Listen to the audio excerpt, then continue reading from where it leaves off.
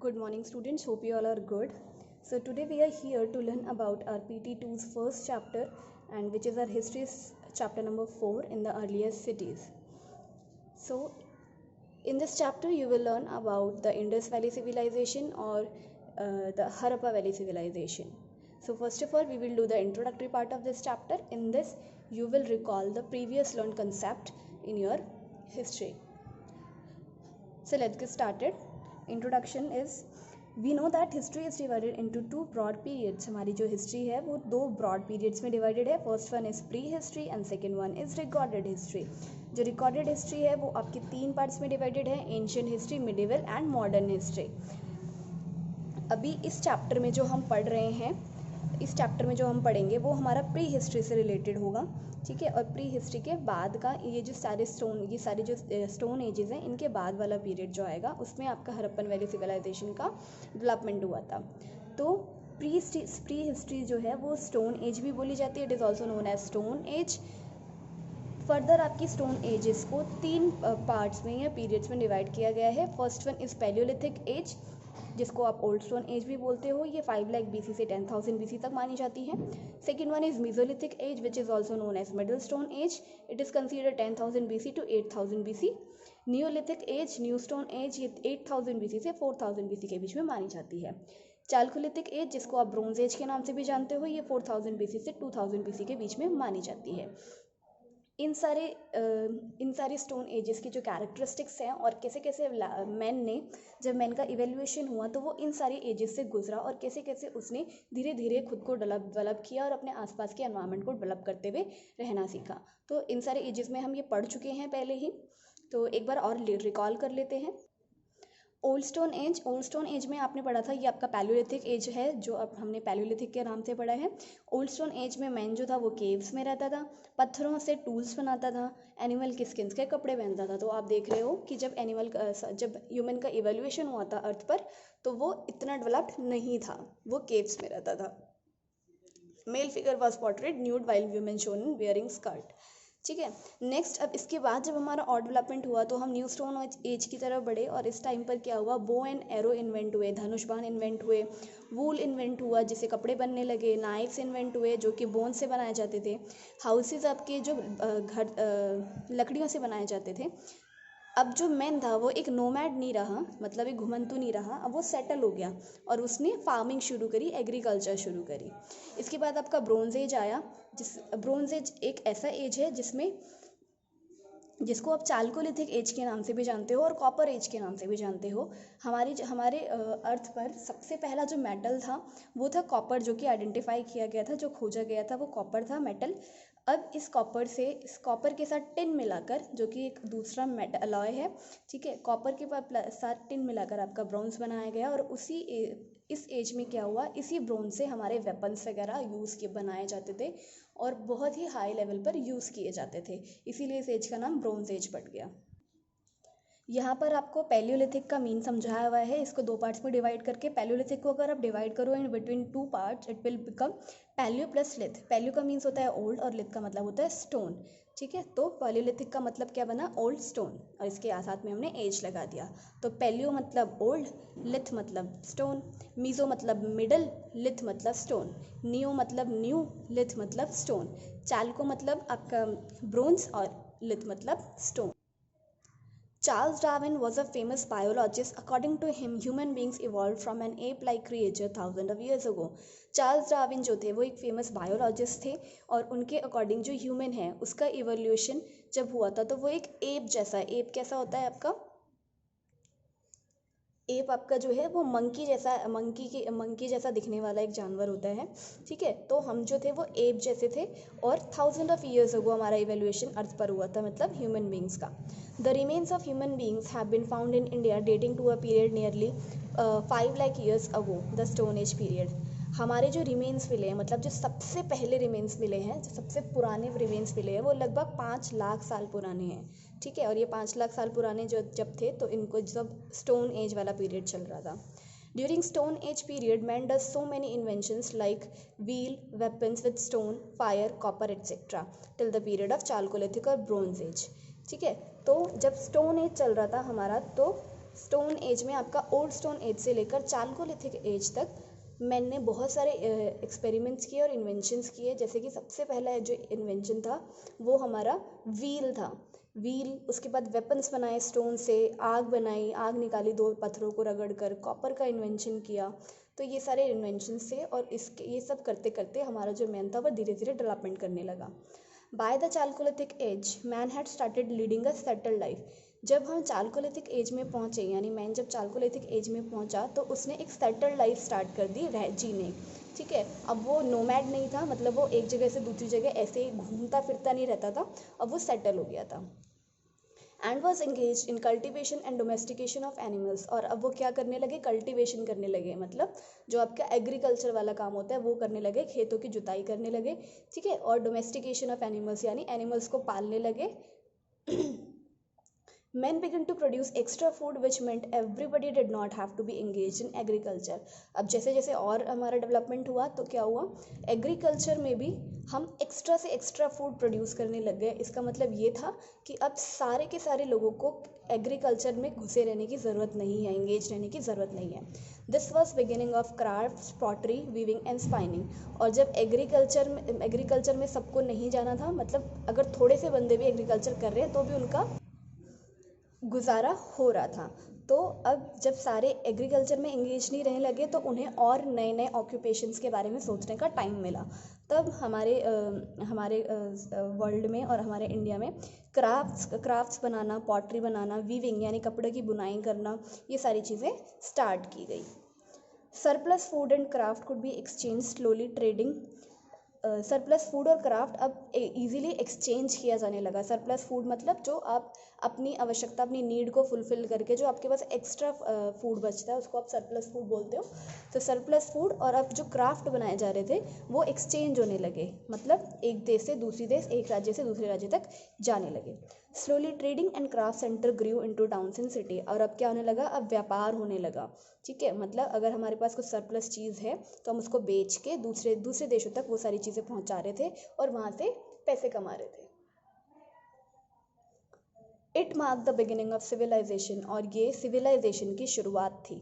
ठीक है, now the question arises is what is civilisation. ये सिविलाइजेशन क्या है। When men started living in cities, he made a lot of progress in many fields. जब men ने cities में रहना शुरू करा, cities मतलब उस टाइम का जो थोड़ा सा डेवलप्ड एरिया होता था अनडेवलप्ड एरिया से। ठीक है, तो उस टाइम जब उसने सिटीज़ में रहना स्टार्ट किया तो उसने बहुत सारे फील्ड में प्रोग्रेस किया। जैसे कि started living in house of BRICS and stone. अब वो पहले हमने क्या देखा था कि न्यू स्टोन एज में जो आदमी था वो सिर्फ आपके ये लकड़ी और भूसे वगैरह का घर बना के रहता है, बट अब जो मैन है वो ईंट और पत्थरों से बने एक घर में रहने लगा था। कुड ग्रो इनफ फूड, वो बहुत ज़्यादा इनफ फूड उगाने लगा। Could exchange goods with people of cities, और जो उनकी सरप्लस चीज़ें थी उनको दूसरे लोगों के साथ एक्सचेंज करने लगा। New the art of writing, अब उसे आर्ट ऑफ राइटिंग भी आने लगी थी कुछ लोगों को।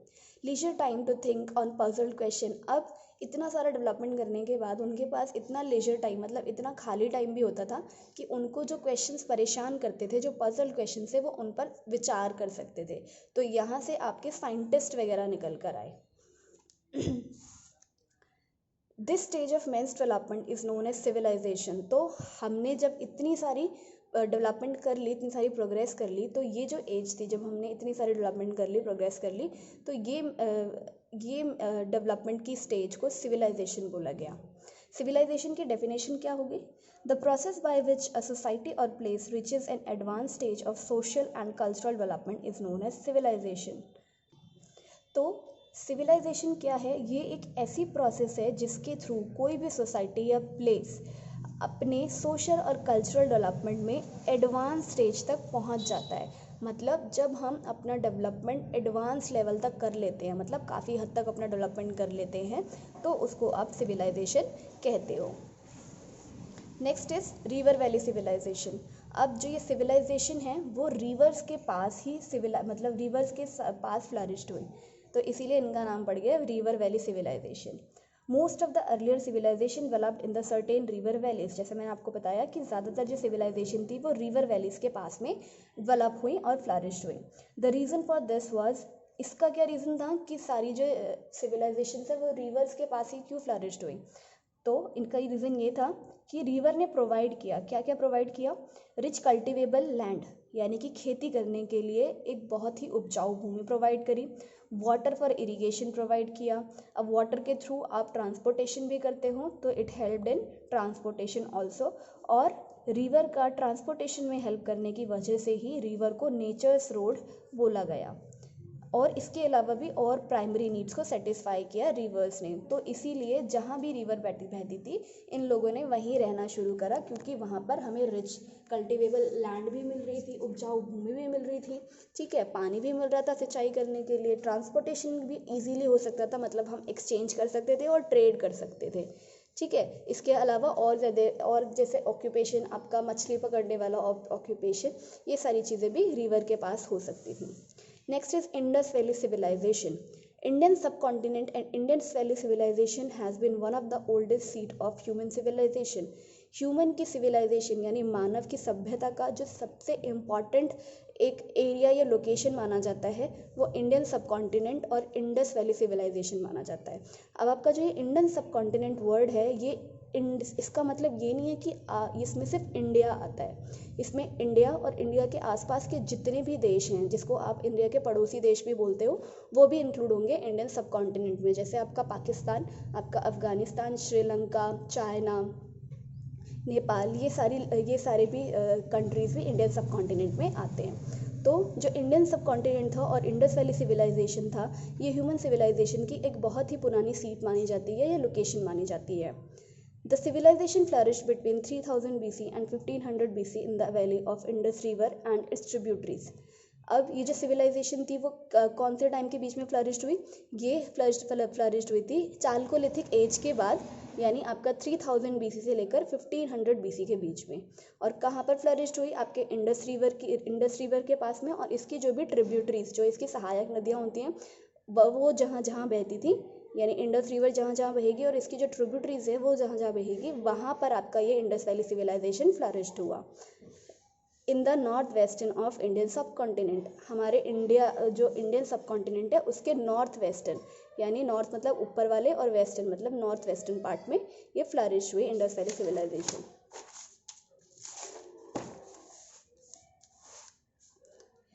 Next is the Indus valley civilisation is also known as the Harappan civilisation. जो हमारी इंडस वैली सिविलाइजेशन है इसको हड़प्पन सिविलाइजेशन भी बोला जाता है। क्यों बोला जाता है? Because Harappa is the name of the first sight excavated, क्योंकि हड़प्पा जो था वो पहली ऐसी साइट थी जो कि खोजी गई थी, ठीक है। इसका मतलब क्या है कि हड़प्पा नाम का एक शहर था जो कि सबसे पहले हिस्टोरियंस या आर्कियोलॉजिस्ट के थ्रू खोजा गया था, इसीलिए हड़प्पा के नाम पर ही इस सिविलाइजेशन का नाम हड़प्पन सिविलाइजेशन रख दिया गया। Next is important sites of cities of Harappan civilisation. अब हड़प्पन सिविलाइजेशन की हड़प्पा के अलावा और कौन सी इम्पॉर्टेंट साइट या सिटीज़ थी? पहला आपका हड़प्पा पता है, हड़प्पा जो है वो प्रेजेंट टाइम में सिंध पाकिस्तान में है। सेकंड है मोहनजोदाड़ो, ये भी सिंध पाकिस्तान में है, पाकिस्तान के सिंध में। थर्ड वन इज़ रोपर भी पाकिस्तान में है। बनावली ये प्रेजेंट टाइम में हमारे हरियाणा में है। आलमगीरपुर ये प्रेजेंट टाइम में हमारे यूपी में है। ये वो सारी साइट्स हैं जो कि हड़प्पन सिविलाइजेशन के टाइम के दौरान खोजी गई थी, मतलब यहाँ पर भी लोग रहते थे और डेवलपमेंट होता था इन एरियाज़ में। नेक्स्ट इज कालीबंगन जो कि राजस्थान में है, Lothal Gujarat and Surkotada is in Gujarat. Age of the Harappan civilisation. अब जो हड़प्पन सिविलाइजेशन है वो कितने टाइम तक रही, कितने टाइम तक फ्लरिश्ड हुई, ये पढ़ेंगे। Harappan civilisation started developing around 460 BC। हमने यहाँ पे क्या पढ़ा था कि 3000 BC से ये स्टार्ट हुई, 3000 से स्टार्ट हुई और 1500 BC के बीच तक चली, ठीक है। लेकिन जो यहाँ पर डेवलपमेंट स्टार्ट हुआ वो आपका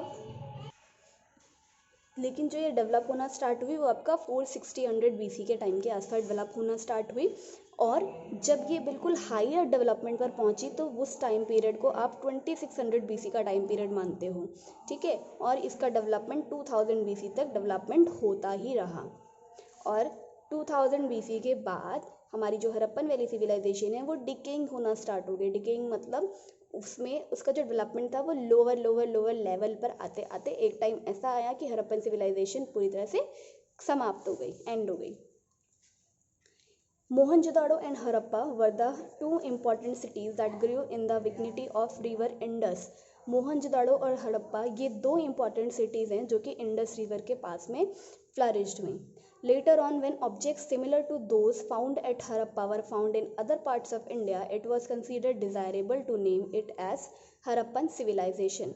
बाद में क्या हुआ कि हड़प्पा जो पहला खोजा गया एरिया था, ठीक है, जिसके नाम पर हड़प्पन सिविलाइजेशन का नाम पड़ा, जब यहाँ पर जैसी चीज़ें मिली थी वैसे ही चीज़ें दूसरी जगहों पर भी मिलने लगी, तो दूसरी जगहों पर भी मिलने वाली सभ्यता को हड़प्पन सिविलाइजेशन का नाम दे दिया गया।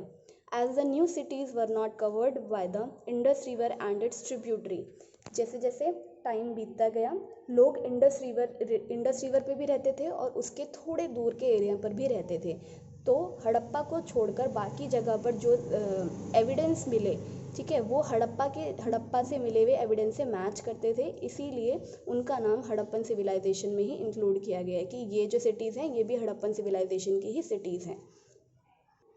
Next is how do we know about Harappan civilisation. Do you remember, हमने प्री हिस्ट्री के बारे में क्या पढ़ा था कि प्री हिस्ट्री में लोगों को आर्ट ऑफ राइटिंग नहीं आती थी, सो इसीलिए हमारे पास कोई भी रिटन रिकॉर्ड अवेलेबल नहीं है। तो हड़प्पन सिविलाइजेशन के बारे में हमें कैसे पता चला, it is also part of pre history ना, तो हमें इसके बारे में हड़प्पन सिविलाइजेशन के बारे में इस तरह से पता चला। Our knowledge is based on ruins of the cities, pottery, clay, beads, toys, ornaments, statues, etc. मैंने आपको बताया था जब हमारे पास रिटन रिकॉर्ड नहीं होता है तो हम उस एरिया में जो भी आर्कियोलॉजिकल रिमेन्स मिलते हैं उनके हेल्प से आइडेंटिफाई करने की कोशिश करते हैं। आर्कियोलॉजिकल सोर्सेज के बारे में हम पहले ही पढ़ चुके हैं। यूनिक आर्किटेक्चर फीचर, अब हम हड़प्पन वैली सिविलाइजेशन या इंडस वैली सिविलाइजेशन के जो भी स्पेशल फीचर्स थे कि वहाँ पर लोग की सोशल लाइफ कैसी थी, इकोनॉमिक लाइफ कैसी थी, वहाँ पर घर कैसे बनते थे, कौन कौन सा फूड खाते थे, वो किस तरह के कपड़े पहनते थे, ये सारी चीज़ें now we will discuss here. तो first is unique architectural features. Architecture जो है वो आपका किसी भी बिल्डिंग के कंस्ट्रक्शन से रिलेटेड होता है, तो अब जो वहाँ पर बिल्डिंग का कंस्ट्रक्शन होता था या घर होते थे वो किस तरीके से बनाए जाते थे, उनके फीचर्स के बारे में you will learn here. India has an advanced and progressive civilisation in ancient times. जो इंडिया थी उसके पास एक प्रोग्रेसिव और एडवांस सिविलाइजेशन थी, और ये हमें कहाँ से पता चलता है, ये हमें जो भी रिमेन्स मिलते हैं उनको जब हम स्टडी करते हैं उससे पता चलता है। फीचर्स में पहला है टाउन प्लानिंग। जो इंडस वैली सिविलाइजेशन या हड़प्पन वैली सिविलाइजेशन थी उनकी टाउन प्लानिंग बहुत ही अच्छी थी। The ruins of the cities of the Harappan civilisation display remarkable engineering and architectural skills.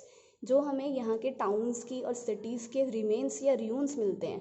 ruins क्या होता है, जब कोई बिल्डिंग गिर जाती है तो उसके जो बचे खुचे मलबे वगैरह होते हैं वो, ठीक है, तो इनके जो ruins हमें मिले उनसे हमें ये पता चलता है कि जो हड़प्पन वैली सिविलाइजेशन थी वो इंजीनियरिंग और आर्किटेक्चरल स्किल से बहुत ज़्यादा भरी हुई थी।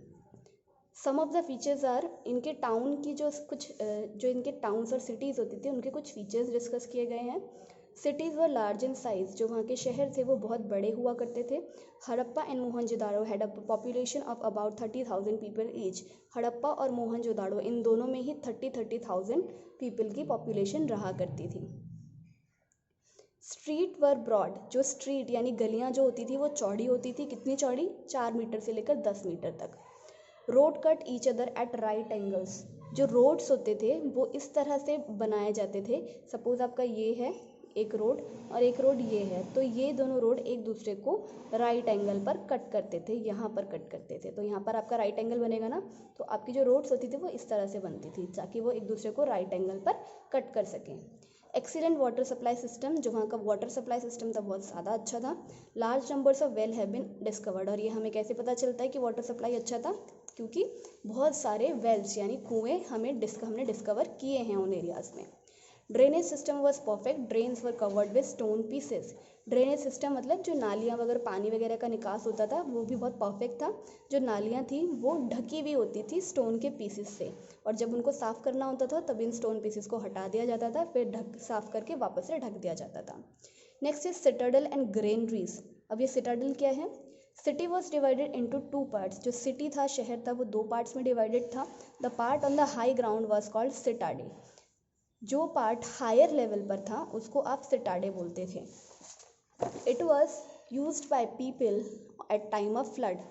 अब आपने देखा होगा कि जब भी फ्लड आता है, बाढ़ आता है, तो ये बोला जाता है कि आपको हायर प्लेसेस पर रहना है। एक नॉर्मल प्लेसेस पर आप रहते हो और आप बाढ़ से तभी बच सकते हो जब आप किसी ऊंची जगह पर चले जाओ। तो ये जो सिटाडे है ये भी एक ऐसी ही ऊंची जगह थी जिसका यूज़ तब किया जाता था जब बाढ़ आती थी।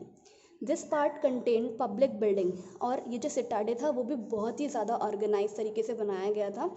इनके इस पार्ट में बिल्डिंग्स होती थी, पब्लिक बिल्डिंग्स होती थी, स्टोर हाउसेज होते थे और इम्पॉर्टेंट फैक्ट्रीज होती थी, ताकि अगर किसी कैलेमिटी के टाइम पर हम उनको अपनी लाइफ इफेक्ट ना हो और अच्छे से हमारी लाइफ चल सके।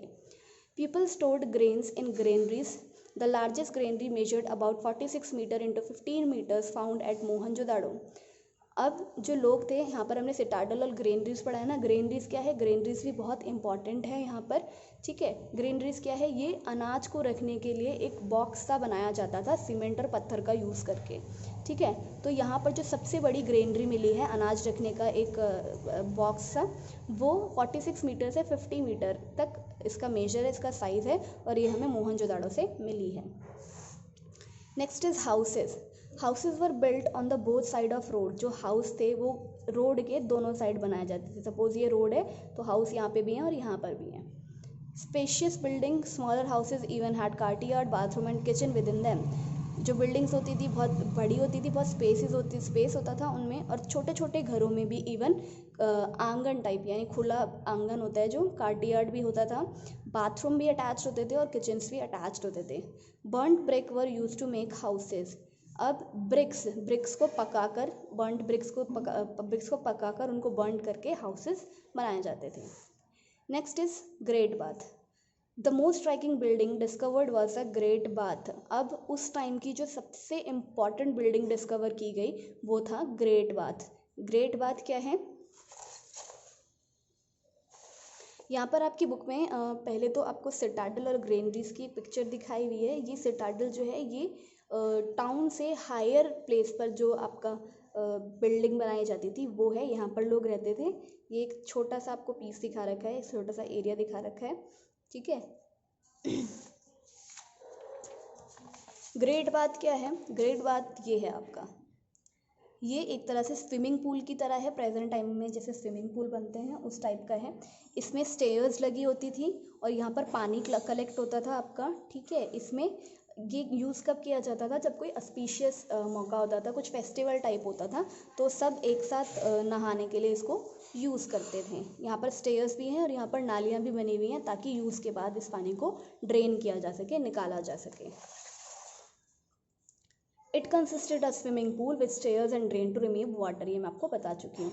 और ये कहाँ मिला था? ये भी आपको मोहनजोदाड़ो में मिला है, मतलब इसका ये जो ग्रेट बात है ये हमें मोहनजोदाड़ो में मिला है। ये क्वेश्चन आपसे पूछा जाएगा। Next is craft production.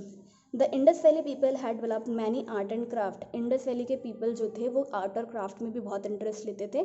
अब वो कौन कौन से आर्ट और क्राफ्ट बनाते थे? क्राफ्ट ऑफ इमेज मेकिंग, मतलब इमेजेस बनाना, स्कल्पचर्स बनाना, मूर्तियाँ बनाना, पॉटरी बनाना। पॉटरी क्या होता है? इसमें आपको स्पेसिमेन दिखा रखे हैं उनके आर्ट के। ये मूर्तियों के कुछ स्पेसिमेन हैं, ये उस तरह से ये मूर्तियाँ बनी हुई हैं, मूर्तियाँ बनाते थे, स्कल्पचर्स, ठीक है। पॉटरी क्या होता है? पॉटरी ये होता है जिसमें आप बर्तन बनाते हो और उसमें आप इसमें देख रहे होंगे कि इसमें कितनी क्लियरिटी के साथ से ड्राइंग की गई है और इसको सजाया गया है, ठीक है। इसके अलावा craft of jewellery making, jewellery भी वहाँ बनाई जाती थी। यू कैन सी कितनी सुंदर ज्वेलरीज बना रखी हैं। Next is crafts of toy making. Toy भी बहुत सारे बनाए जाते थे। ये आपको टॉयज़ देखने को मिल रहे हैं, ठीक है। इन टॉयज़ के साथ बच्चे खेलते थे और ये जो टॉयज़ थे, कुछ ऐसे टॉयज़ भी होते थे जिनको आप मूवेबल टॉयज़ भी बोलते थे। Next is spinning and weaving. A piece of woven cloth unearthed at Mohenjo-daro is a evidence that the people were skilled in the art of spinning and weaving. Again, Mohenjodaro में ज़मीन के नीचे हमें एक बुना हुआ कपड़ा सा मिला एविडेंस के तौर पे, जिससे हमें ये पता चलता है कि मोहनजोदाड़ो के जो लोग थे वो स्पिनिंग और वीविंग में भी स्किल्ड थे। आर्ट ऑफ पेंटिंग, ये आप देख सकते हो। इंडस वैली की वीविंग दिखाई गई है, मतलब ये जिस तरह से कपड़े को बुनते हैं, ये आपका एक कपड़ा दिखाया गया है, इसकी वीविंग आप देख सकते हो किस तरह का इसका स्ट्रक्चर है। Next is art of painting. Different kind of figures and designs were drawn on earthen wares and utensils. अभी मैंने आपको एक पॉटरी दिखाई थी, ये वाली पॉटरी, इसमें आप देख सकते हो डिफरेंट टाइप का डिज़ाइंस वगैरह डाले हुए हैं, ठीक है, डिफरेंट टाइप्स ऑफ। तो वहाँ के जो लोग थे वो पेंटिंग और आर्ट में भी बहुत, आर्ट ऑफ पेंटिंग में बहुत स्किल्ड थे। वो अपने अर्धन यानी मिट्टी से बने हुए जो बर्तन होते थे उनके ऊपर ड्राइंग और डिज़ाइंस बनाते रहते। आर्ट ऑफ राइटिंग, अब धीरे धीरे क्या हुआ, जैसे जैसे डेवलपमेंट होने लगा उस टाइम के लोगों ने आर्ट ऑफ राइटिंग भी सीखी। The Indus valley people developed art of writing, इन्होंने आर्ट ऑफ राइटिंग डेवलप करी। देयर स्क्रिप्ट वर पिक्टोग्राफिक, इनकी जो स्क्रिप्ट होती थी वो पिक्टोग्राफिक होती थी, मतलब पिक्चर्स की बेसिस पर होती थी। ये आपको एक पिक्चर दिखा रखी है, इसमें आप देखोगे, ये अगर हम इसको देखें तो ये एक मैन जैसा लग रहा है ना, तो इनकी जो राइटिंग है वो पिक्चर से रिलेटेड होती थी, मतलब ये पिक्चर बना के लिखते थे। This script has not deciphered yet, this is still a mystery for the scholars. जो इनकी ये स्क्रिप्ट है, जो इनकी ये लैंग्वेज है, ये अभी तक भी कोई भी हिस्टोरियन आइडेंटिफाई नहीं कर पाया है कि इसमें क्या लिखा है और ये क्या बोलना चाहते हैं, ठीक है, और ये स्टिल एक मिस्टीरी बना हुआ है स्कॉलर्स के लिए। Next is administrative system. Administration का मतलब होता है शासन, शासन मतलब वहाँ किंगडम कैसे चलता था। The cities were perhaps administered by committees of people consisting of rich merchant and priest।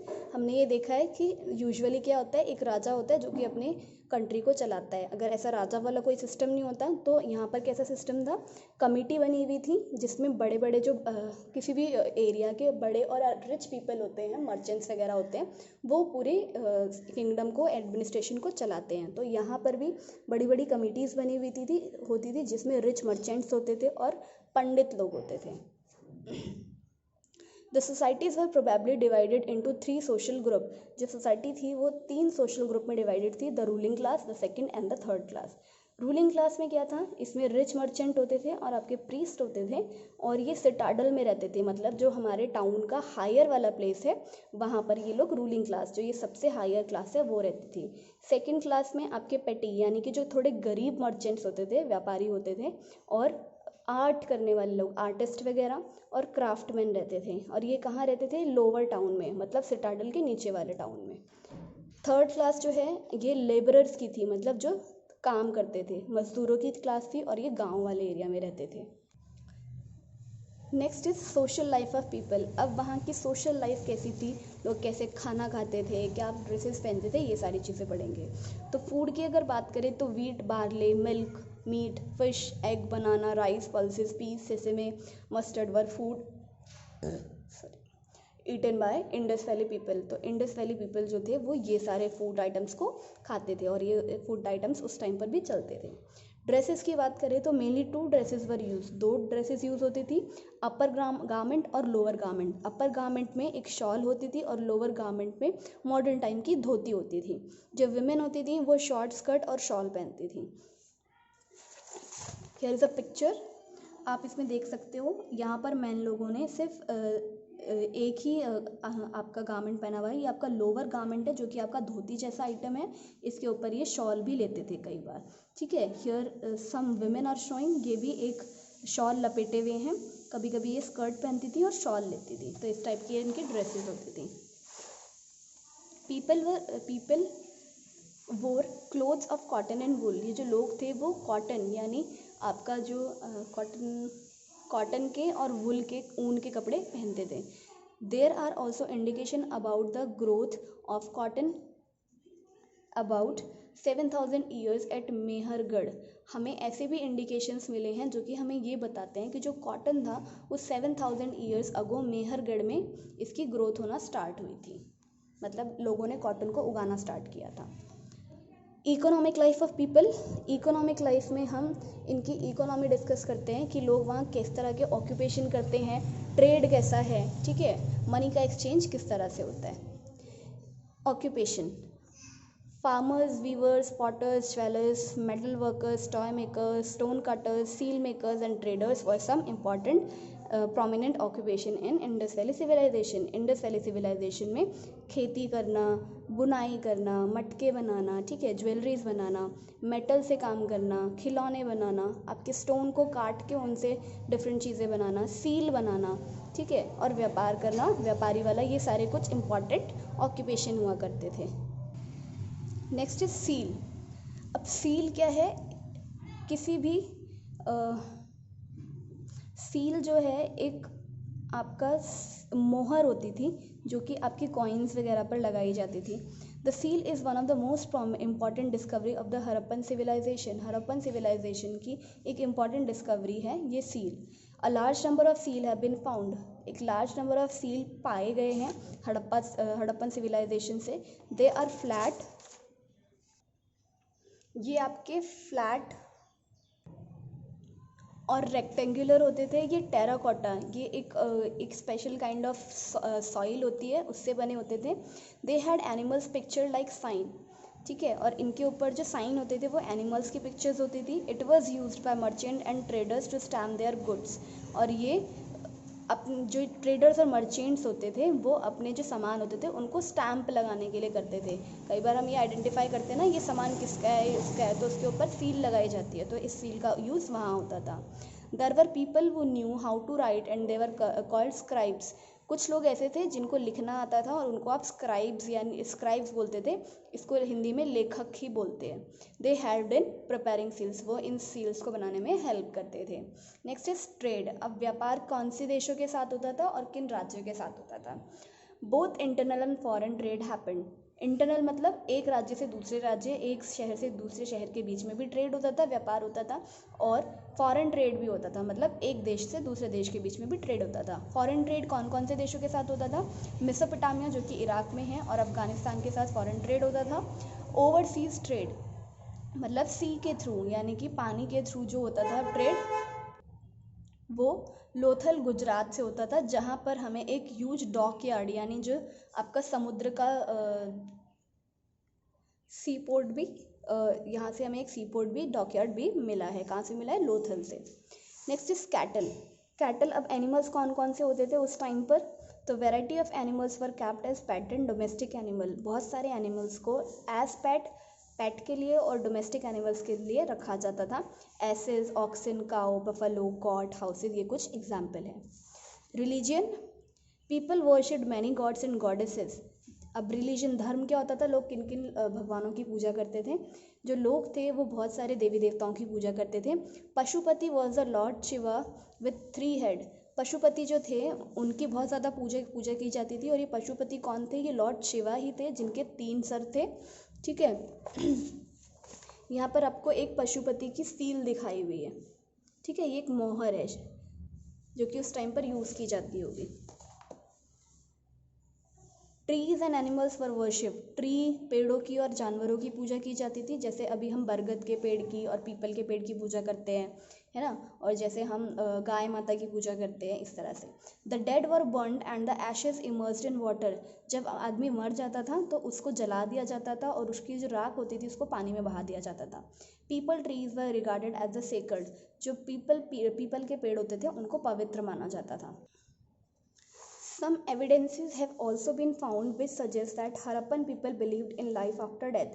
कुछ एविडेंसेस हमें ऐसे भी मिले हैं जिनसे हमें ये पता चलता है कि जो हड़प्पा के लोग थे वो डेथ के बाद भी लाइफ में विश्वास रखते थे, मतलब मरने के बाद भी इंसान की लाइफ होती है ऐसा विश्वास रखते थे। Objects such as pottery and jewellery, excavated graves. अब जो इनको दफनाने के बाद कुछ जो दफनाए जाते थे पीपल, उनके साथ हमें कुछ ऑब्जेक्ट्स मिले हैं जैसे कि पॉटरी, ज्वेलरी, ये सारी चीज़ें मिल रही हैं, ठीक है। Probably they believe that the dead may require these object. शायद लोगों के द्वारा ऐसा सोचा जाता होगा कि इन लोगों को तो बहुत सारे ऐसे ऑब्जेक्ट्स मिले हैं जो कि हमें ये बताते हैं कि लोग वहाँ पर आफ्टर लाइफ आफ्टर डेथ के बारे में बात के में विश्वास रखते थे और ऐसी बहुत सारी चीज़ें जैसे पॉटरी, ज्वेलरी, ये सारे उनके साथ में दफना देते थे ताकि वो यूज़ कर पाएँ। तो इससे हमें पता चलता है कि लोग वहाँ पर मरने के बाद भी लाइफ में बिलीव करते थे। अब हमने हड़प्पन सिविलाइजेशन कैसे पैदा हुई, मैन का इवेल्युएशन के बाद क्या क्या चीज़ें उसने डेवलपमेंट में देखी, ठीक है। हमने अब हमने सारे स्टोन एजिस की लाइफ पढ़ ली कि वहाँ पर मैन ने कौन कौन से इन्वेंशंस किए, ठीक है। फिर हमने हड़प्पन वैली सिविलाइजेशन पढ़ लिया कि मैन यहाँ पर बहुत ही डेवलप्ड और बहुत ही प्रोग्रेस्ड और बहुत ही सिविलाइज्ड तरीके से रह रहा था। उसकी हमने टाउन प्लानिंग देख ली, ठीक है, ड्रेसेस देख ली, फूड देख लिया, ट्रेड देख लिया, क्राफ्ट्स देख लिए, ठीक है, सारी आर्ट देख ली उनकी, ठीक है। अब एक टाइम ऐसा भी आया जब हड़प्पन सिविलाइजेशन को ऐसा माना जाता है कि हड़प्पन सिविलाइजेशन ख़त्म हो गई, ठीक है।